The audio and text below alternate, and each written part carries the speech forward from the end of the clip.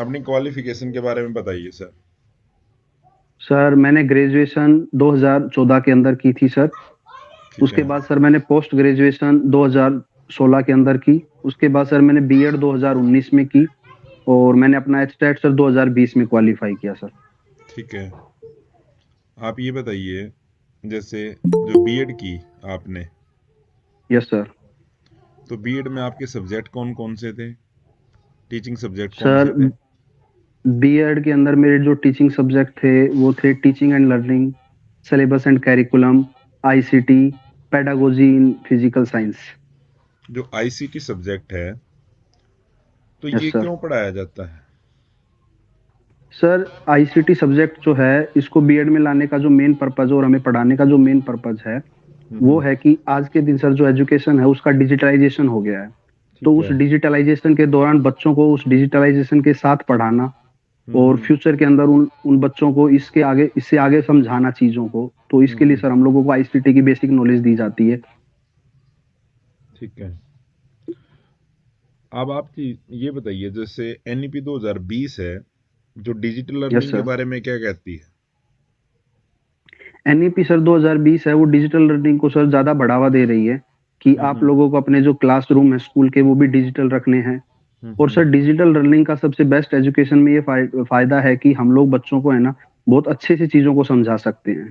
जैसे कुछ सब्जेक्ट में कुछ टॉपिक सर ऐसे होते हैं जिनको विजुअलाइज तरीके से पढ़ाया जाता था, तो उनको हम लोग अब सर विजुअल एड्स के माध्यम से या ग्राफिकल नोट्स के माध्यम से हम लोग सर बच्चों को बहुत आसान से वो चीजें एक्सप्लेन कर आपका सकते हैं। सब्जेक्ट केमिस्ट्री है, तो आप यस सर।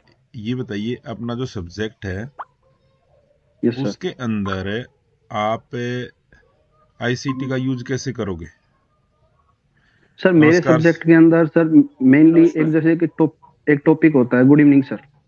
वो सर जैसे है सॉलिड सॉलिड स्टेट है केमिस्ट्री के अंदर, तो सर उसके अंदर उसके 3D डायग्राम्स बनाने होते हैं हम लोगों को, तो बच्चों को वो सर बोर्ड पर इजीली समझा नहीं सकते क्योंकि सर वो 2D होता है। तो 3D डायमेंशंस के लिए हम लोग सर उनको इसका आईसीटी का यूज करेंगे सर, डिजिटल बोर्ड्स का। ठीक है। इनके थ्रू हम जो लोग उनको आपका सब्जेक्ट केमिस्ट्री है, इसके लिए आप बेस्ट टीचिंग मेथड किसको मानते हो? सर सब्जेक्ट के लिए हमारे जो केमिस्ट्री सब्जेक्ट इसके लिए best teaching method sir main जो है वो एक्टिविटी मेथड है, लेबोरेटरी मेथड है सर। हम हम्म। लोगों को कई बार सर लेक्चर मेथड का भी यूज करना पड़ता है। हम सर जैसे उनको फील्ड ट्रिप का भी हम लोग सर इसके तरीके से हम चीजों समझा सकते हैं सर उनको। डेली लाइफ में की भी चीजें उनसे हम लोग शेयर कर सकते हैं सर। ग्रुप ठीक स्टडी है। उसके लिए एक अच्छा मेथड होगा यदि सर। आपको अपने स्टूडेंट को फील्ड ट्रिप पे लेके जाना पड़े, तो कहाँ ले जाना पसंद करोगे आप? सर मैं फील्ड ट्रिप जैसे अगर मेरे को स्टूडेंट्स पे कहीं पे भी फील्ड ट्रिप पे ले जाना है तो सर ऑर्गेनिक के अंदर सॉरी केमिस्ट्री के अंदर मेनली सर केमिकल्स का काम होता है। तो मैं हम्म। किसी भी सर फार्मास्यूटिकल कंपनी के अंदर बच्चों को अगर मौका मिलेगा तो मैं वहां पे लेके जाऊंगा। दूसरा सर मैं उनको जैसे जो हमारी जो सर ये फर्टिलाइजर्स कंपनी होती है वहां पर लेके जाऊंगा सर मैं बच्चों को। दूसरा सर हमारे पास जितने भी फूड आइटम्स बनते हैं उनकी पैकिंग क्या क्या मटेरियल होता है सर वो सब चीजें अगर मुझे ऐसा ले जाना पड़ा तो मैं सर लेके जाऊंगा सर। चलो, मेरा एक क्वेश्चन और बताइए आप। अभी यस हाल ही सर। में हरियाणा के अंदर कोई कार्यक्रम हुआ है, तो उसके बारे में आप बता सकते हैं, किसी भी कार्यक्रम के बारे में? सर हरियाणा के अंदर जैसे अभी एनईपी को लागू किया था सर जनवरी मंथ के अंदर 12 जनवरी को, जिस दिन स्वामी विवेकानंद की जयंती थी, ठीक है। युवा ठीक दिवस है। मनाया जाता है सर। ठीक है। तो अभी नेक्स्ट मंथ हरियाणा में एक मेले का आयोजन किया जाएगा, जो हर साल होता आता यस। है। तो यस उसके सर। बारे में जानते हो कुछ? हाँ सर हर साल सर हमारे हरियाणा के आवाज नहीं आ रही सर आपकी। 10 मिनट सर एक कॉल।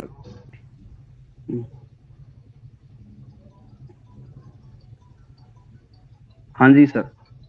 तो फरवरी मंथ के अंदर सर एक मेला आयोजन किया जाता है जो मेनली हैंडीक्राफ्ट के जो कारीगर है उनको बढ़ावा देने के लिए यूज किया मतलब बड़ा मतलब होता है सर ये। ठीक है, और इसके अंदर सर एक सहभागी राज्य होता है और एक सहभागी कंट्री होती है सर। चलो, मैं अब ठीक है, की बार सर लास्ट इस क्वेश्चन ये मेले के बता अंदर दीजिए आप। अब की बार इसमें आपने बताया कि स्टेट होता है एक सहभागी, तो अब की हम्म, बार कौन है इसमें?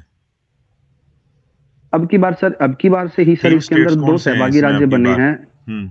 हाँ सर मेनली जो दो स्टेट हैं सर, एक उड़ीसा है और दूसरा सर मध्य प्रदेश है। बिल्कुल ठीक है। ठीक है सर। ठीक है संदीप सर, कर लीजिए कंटिन्यू आप। ठीक है sir, okay, thank you sir. ठीक है।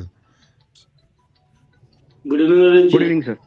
Good good evening evening sir. Sir. शायद हमारी सेकंड मीटिंग है ये। हाँ सर, सेकंड मीटिंग है सर। तो थोड़ा सा बताओ, लास्ट मीटिंग में हमने कौन से टॉपिक्स लिए थे?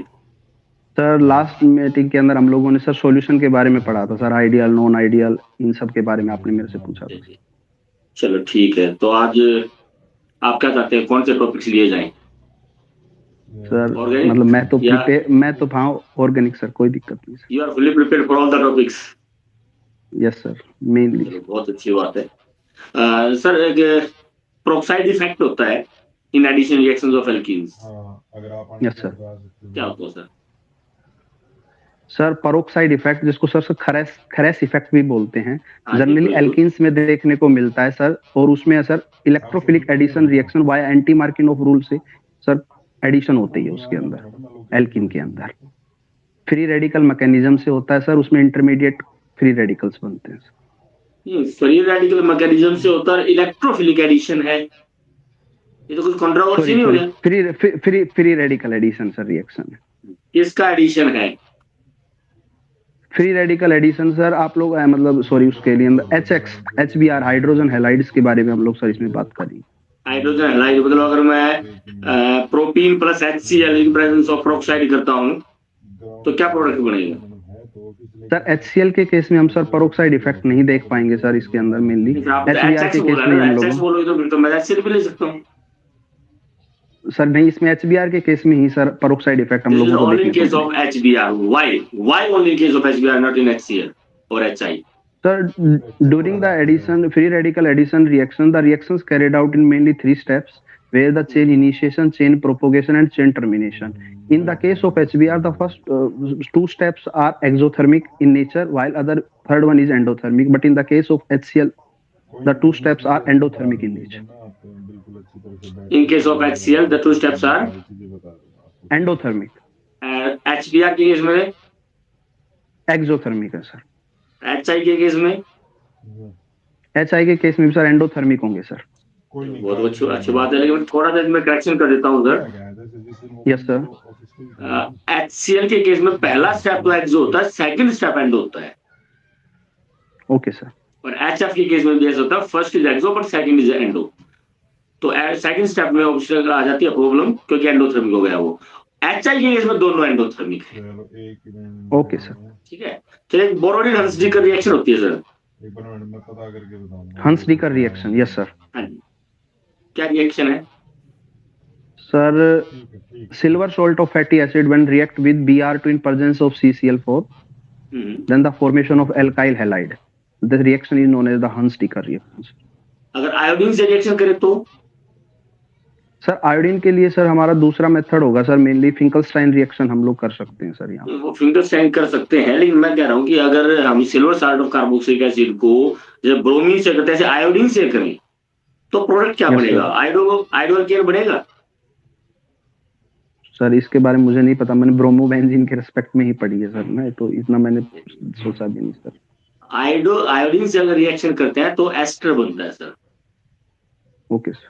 क्योंकि जो आरआई बनेगा एक बार आरआई, लेकिन क्योंकि आयोडीन की बॉन्ड लेंथ ज्यादा हो जाएगी आरआई की, तो वो थोड़ा वीक होता है और उस पर फिर से अटैक सिल्वर साल्ट अटैक करके एस्टर बन जाता है उसके अंदर। Okay sir, thank you sir. ठीक है, और उस रिएक्शन का नाम भी अलग है। Okay sir. सिमोनिनी रिएक्शन बोलते हैं उसको, बर्नबूम सिमोनिनी रिएक्शन, वो रिएक्शन अलग है। तो this is the reaction only with bromine, not with iodine. ठीक है, इसलिए मैं पूछा था उसके बारे। हाँ जी। चलिए, अगर हम अल्काइल हैलाइड को केसीएन से रिएक्शन करते हैं तो प्रोडक्ट क्या केसीएन के साथ ना? केसीएन के साथ अगर सर मैं अल्काइल हैलाइड की रिएक्शन केसीएन के साथ करता हूं तो सर साइनाइड्स बनते हैं, अल्काइल साइनाइड्स बनते हैं सर। और अगर एजीसीएन से करें तो sir alkyl isocyanides. Why? Sir in the case of हाँ जी sir, in the case of the KCN sir, जो केसीएन है that is perfectly ionic, it will dissociate into CN negative ions and K positive. But in the case of AgCN that is covalent in nature, that's why it will dissociate, does not dissociate sir. ठीक है। Finkelstein reaction का आपने नाम लिया। Yes sir. क्या है Finkelstein reaction? Sir mainly it is iodo derivatives बनाने के लिए यूज की जाती है from the alkyl halides. When alkyl halide react with sodium iodide in presence of acetone, then it will convert into the alkyl iodide. This reaction is known as acetone के presence में है, yes sir, ठीक है ना, polar solvent. yes sir, polar solvent. क्या effect है इसका? अगर नॉन पोलर सोलवेंट हो तो पोलर सोलवेंट क्या फर्क है? पोलर Sir, सोलवेंट की प्रेजेंस जो- में क्यों? सर मेनली जो NaI जो आप यहाँ पर सर जो हमारा रिएजेंट है sir, it will dissociate into ions in polar medium, because वो आयोनिक नेचर का होता है sir. That's why sir this reaction is carried out in polar medium. जो क्लोराइड को आयोडाइड रिप्लेस कर रहा है, यस सर। तो बड़ा तो important role है जो पोलर सोल। तो हाँ जी सर, आयोडाइड आयन जो रिलीज होगा सर इसके अंदर, वो एक गुड न्यूक्लियोफाइल का भी काम करेगा सर वहां पर। गुड न्यूक्लियोफाइल का काम करेगा as compare to Cl negative ion. Cl ने इसका एक रीजन बता सकते हो क्या है? कि पोलर सोलवेंट का बहुत बड़ा रोल है उसमें, नॉन पोलर केस में नहीं हो पाएगा वो। सर जितना मुझे नॉलेज था मैंने सर उतना बताया आप। नहीं, नॉलेज आपकी अच्छी है सर, इसमें कोई दो राय नहीं। मैं तो एक थोड़ा सा लीक से हटके पूछ रहा हूँ इसलिए। चलो मैं बता देता नो हूँ। Idea sir. अगर पोलर सोलवेंट है तो सोल्वेशन हो जाता है आयोडाइड Okay, आयन sir. का, ठीक है ना। लेकिन iodide because large size poorly solvated होगा, ठीक है, और पोरली सोलवेटेड होने की वजह से Cl नेगेटिव स्मॉल साइज का होता है, वो स्ट्रॉन्गली सोलवेटेड होगा। ओके और सर। सोल्वेशन की वजह से आयोडाइड पोरली सोलवेटेड है, ये स्ट्रॉन्ग हो जाता है न्यूक्लियोफाइल, और क्लोराइड हाईली सोलवेटेड होने की वजह से पुअर